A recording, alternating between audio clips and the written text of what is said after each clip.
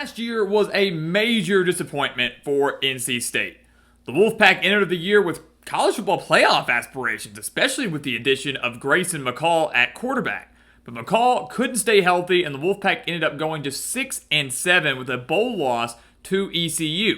But now, they might be flying under the radar a little bit. This team is a lot better than people realize, and they could surprise you in the ACC in 2025. Before we take a look at what to expect from them, let's look back at last year for a little bit.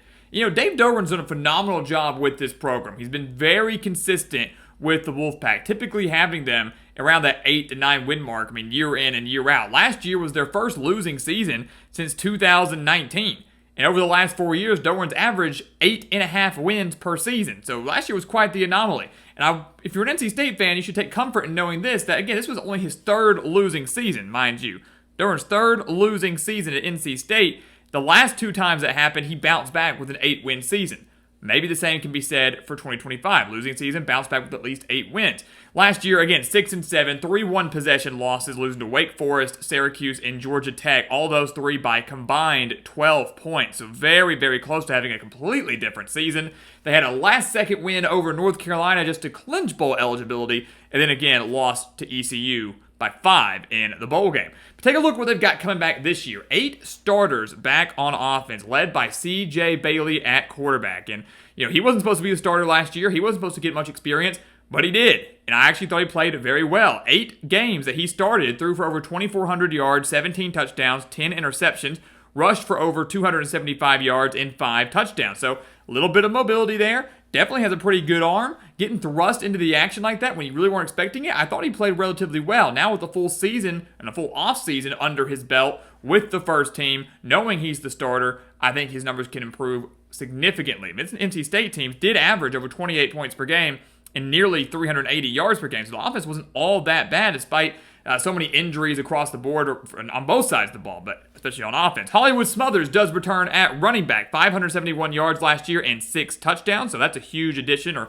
returnee, I should say. Top 2 pass catchers are also back. Their tight end, Justin Jolie, returns 661 reception yards in 2024. Noah Rogers returns 478 reception yards last year. And their 4th receiver, number 4 in terms of reception yards, Wesley Grimes, also returns with 4 starters back on the offensive line. An offensive line that Dave Doeren says is his deepest one yet. So he feels very confident in his offensive line. You've got a very young quarterback that should take a pretty big step forward. Your top rusher returns, your top 2 pass catchers, 3 of your top 4 pass catchers. Really, this offense could be very, very dangerous. Defensively, NC State's typically got a good defense. Again, last year, like the record, was quite the anomaly. They gave up over 30 points per game, 157 rushing yards per game, 234 passing yards per game. It just wasn't good. It was actually their worst mark since 2019, which so happens to be the last time they had a losing season. So it all kind of comes together for the Wolfpack. But now, tons of talent coming back, right?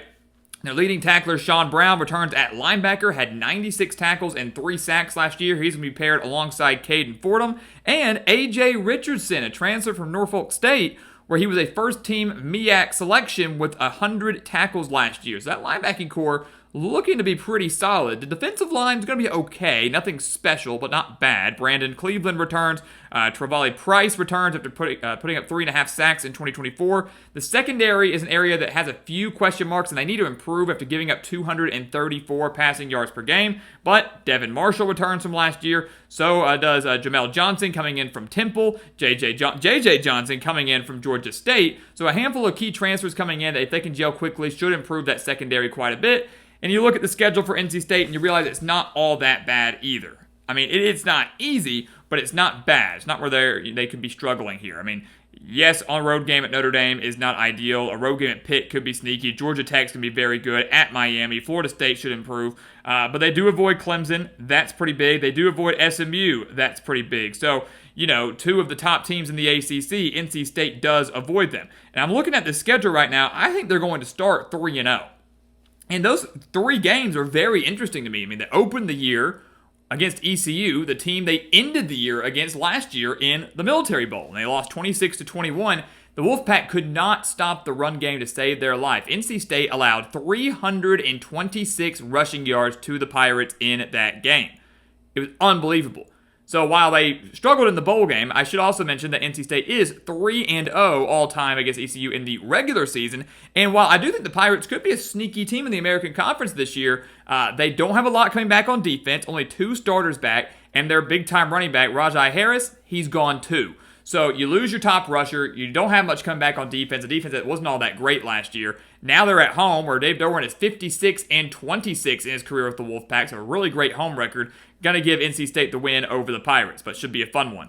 I think they beat Virginia in a non-conference game. Non-conference game for the Wolfpack and the Cavaliers. The 119th meeting in one of the ACC's longest continuous rivalries. So that's a pretty awesome mark to have there. So very historic game. This is going to be a game where Chandler Morris, the transfer quarterback for Virginia, certainly does challenge that NC State secondary. I mean, it's a fantastic quarterback pickup for the Cavs, and one that if these transfers for NC State secondary haven't gelled, haven't come together, Morris is going to light them up.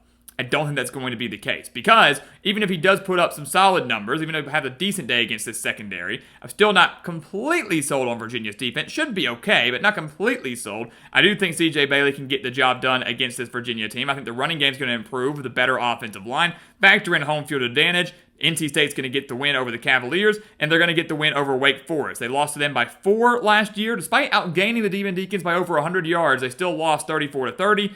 Even though it's on the road, the Demon Deacons are going through a bit of a rebuild right now. Jake Dicker coming in, not a whole lot of talent, some question marks on defense. I think they should have enough to win, even though they do have to travel a little bit. So 3-0, just like that. What a start. And honestly, if you continue to look at the schedule here, you kind of feel like NC State needs to get off to a strong start, because those first 7 games are fairly favorable. I mean, the toughest one is on the road at Notre Dame right before that bye week. So all the 7 games before the bye week feel like NC State needs to do a lot of damage if they want to get to the postseason, maybe clinch a winning season. So far, off to a great start. They go on the road to Duke, and this is a Duke team that I don't think is going to replicate their 9-win season they had last year, but will be competitive in the ACC again. Darian Mensah comes in at quarterback. That's a huge addition for the Blue Devils. Massive, massive addition. They have a very underrated defensive line. I think one of the most underrated defensive lines in the conference. Secondary, not too shabby either. I'm going to go with Duke to win this game. NC State lost the game by 10 last year, 29-19. This Duke team doesn't take as massive of a step back as people maybe think. They're still going to be competitive. I still think they're going to go bowling.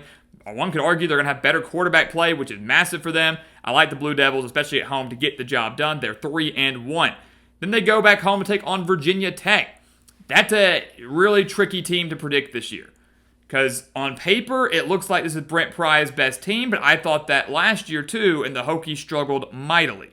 Kyron Drones does return at quarterback. They have some key transfers at the skill positions. The defense maybe isn't going to be too bad, and hopefully, Virginia Tech can stay healthy. That was an issue they had last year, was their health. But at home for NC State, I think they're going to beat the Hokies. I'm still not completely sold on it. Maybe they do improve. Maybe the offense improves with healthier quarterback play and just better quarterback play overall. But I still think NC State's defense comes together, shuts that down. They can contain Drones in the pocket. They're going to win this game. And I think they do just that. Limit his mobility. You win the game, because I'm still not fully sold on Tech, who might be able to get to a bowl game that maybe isn't going to have the breakthrough year that we've been hoping to see for the last couple of years. So, NC State, 4-1, 5-1 with a win over Campbell. Look at that. How great things are going for them. Maybe nationally ranked at this point. Could have a top 25 matchup in South Bend against Notre Dame. That's one they'll certainly lose, though. The Fighting Irish are simply too good on both sides of the ball. One of the best defenses in the nation. I have a lot of faith in C.J. Carr. Jeremiah Love is going to give this rushing defense that gave up over 157 rushing yards per game last year, going to give them some issues. Notre Dame wins in South Bend, but we said they've got to do some damage before the bye week. I think they do it. 5-2 for us going into that bye. Only losses on the road to Notre Dame, on the road to Duke. That's a really, really good mark, and already a great bounce back from what we saw last year. Coming out of the bye week, they go on the road to Pittsburgh, and that's going to be a loss. The Panthers are a sneaky good team this year. Their defense, especially that linebacking core, really, really good. Veteran quarterback returning in Eli Holston. Desmond Reed returns as well, one of the top running backs in this conference, and also a dangerous pass catcher as well. I mean, I don't know if that's indicative of his pass-catching ability, the fact that Pittsburgh really hasn't had great wide receivers in recent years, but regardless, Pittsburgh's a dangerous team, and I really, really do like this defense. Could be a sleeper in the ACC. Even though they're coming off that week of rest, I think the Panthers simply have a little bit too much on both sides of the ball. Gonna give C.J. Bailey some struggles. They lose the game. They're 5-3, and then a big game at home against Georgia Tech, which happens to be homecoming for the Wolfpack. Happens to be homecoming for the Wolfpack. Now, this game is interesting to me because I'm very high on Georgia Tech. I love this team. I love Brent Key. I love Haynes King. I really, really like this Yellow Jacket squad. NC State lost this game last year 30-29. It was really a game they probably should have won. They held that elite Georgia Tech rushing defense, one that averaged over 187 rushing yards per game. They held them to just 119 rushing yards. And NC State still allowed the game-winning touchdown to Georgia Tech with 22 seconds remaining. So they allowed the game-winning touchdown with 22 seconds, but did a really good job slowing down Georgia Tech's rushing defense. NC State then missed the potential game-winning 58-yard field goal. Really didn't stand much of a chance there. Missed that. It also committed 3 turnovers. So all that being said, they should have won last year despite all of that, and didn't. Now they get Georgia Tech at home. NC State is better than they were last year. I'm going to pick the Wolfpack to pull off what I think is a little bit of a mini upset. It might not be the biggest upset, might not make the headlines, but I do think NC State pulls off this win. I think their defense, I think they struggle against Notre Dame in the run. I do believe that, but I think they're able to slow down Haynes King, if he can stay healthy, by the way, slow down this Georgia Tech team that's going to be so good running the football, slow them down with home field advantage on homecoming, avenging last year's heartbreaking loss. Again, a game they know they should have won. They get the win over the Yellow Jackets. They've clinched bowl eligibility. So, NC State, 6-3, a great mark right now. Coming out of the bye week, they go on the road to Miami. They're going to lose that. They're 6-4. Carson Beck, that elite defensive line. Miami going to be in the hunt for the playoff once again. Just got to hope they don't choke it away. It would be just like the Hurricanes, honestly, to lose this game to the Wolfpack at home on November 15th and ruin their playoff hopes, but I just don't see that happening. So they're 6-4, but NC State wins their last 2 games to finish 8-4. I do think they'll beat Florida State. They have won 3 straight games over Florida State at home. Once again, showing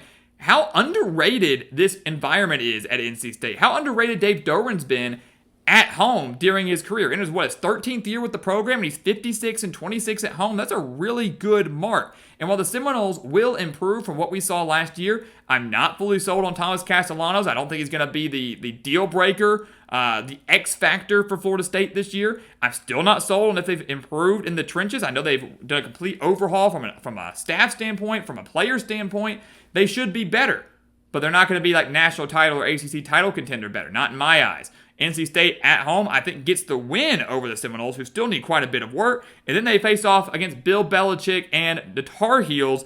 They have met every year since 1953, so a long-running rivalry here. Last year, as we mentioned, they scored a touchdown with 25 seconds left. The Wolfpack did to clinch bowl eligibility. It was massive for them to win 35-30. Now, on Senior Day, with maybe a little extra motivation to say, hey, we beat Bill Belichick. On top of that, they're going to get the job done. I like this defense quite a bit, maybe a slightly more than North Carolina's. If C.J. Bailey lives up to the hype, I could see him maybe exceeding that of Gio Lopez, who transfers in from North Carolina from South Alabama. All in all, I just think North Carolina State's just a little bit of a better team. They're going to get the job done at home. 8-4 for NC State in 2025, and that fits the narrative. That fits the mold. We mentioned that. Doeren has had 3 losing seasons. Well, in the 2 prior to last year, he bounces back with an 8-win season. He goes 3-0 in that record, in that mark. Losing season, 8 wins. Losing season, 8 wins. Last year, losing season, bounces back in 2025 with an 8-win season. To me, the definition of consistency. NC State really not being that team that can really break through and challenge for an ACC title, challenge for a playoff spot like they've hoped to, but they are very consistent and getting to the postseason, consistently in that 7-9 win range, and they will once again fall in that in 2025, what I think is a fantastic bounce-back season. So guys, as always, thank you so much for watching us here at the Gridiron Expert on YouTube. Make sure to continue to like, comment, subscribe, share our videos, and check out everything down in the description below. That includes our website, thegridironexpert.com, home to our expert picks, some of the best college football and NFL spread picks in the entire country, beating out over 80% of the national handicappers.